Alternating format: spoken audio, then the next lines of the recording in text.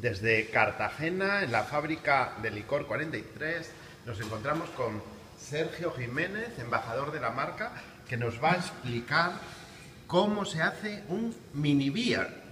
O sea, una pequeña cerveza, pero en plan trampantojo de coctelería. Exacto, eso es. La mini beer o mini cervecita es la modalidad de consumo que fundamentalmente trabajamos en Estados Unidos, también aquí en España a nivel promocional, para dar a conocer el producto a esos consumidores que empiezan a salir, a tomar sus primeras copas y todavía no han probado el licor 43. Es una modalidad de consumo muy divertida, que como ven pues se prepara en un chupito que tiene forma de jarra de cerveza.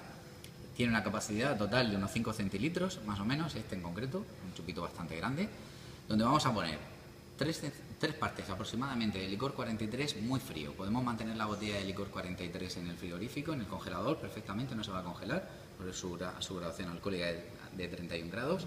Así que vamos a poner esas 3 partes de licor 43 en primer lugar, muy frío, y luego con un dispensador normal y corriente, como este, cualquiera, vamos a utilizar nata líquida de cocinar.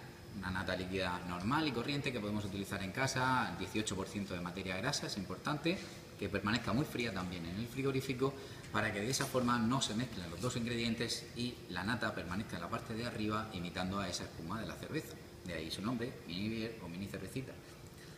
Aplicamos con un dispensador como esto la nata líquida, si puede ser direccionándola a las paredes del vasito por la parte de dentro para que no salpique, y queda terminada. Muy sencillo, un chupito muy divertido, funciona muy bien para una fiesta entre amigos, acompañando a lo mejor un café, cuando uno a lo mejor queda muy lleno y no quiere postre, funciona genial.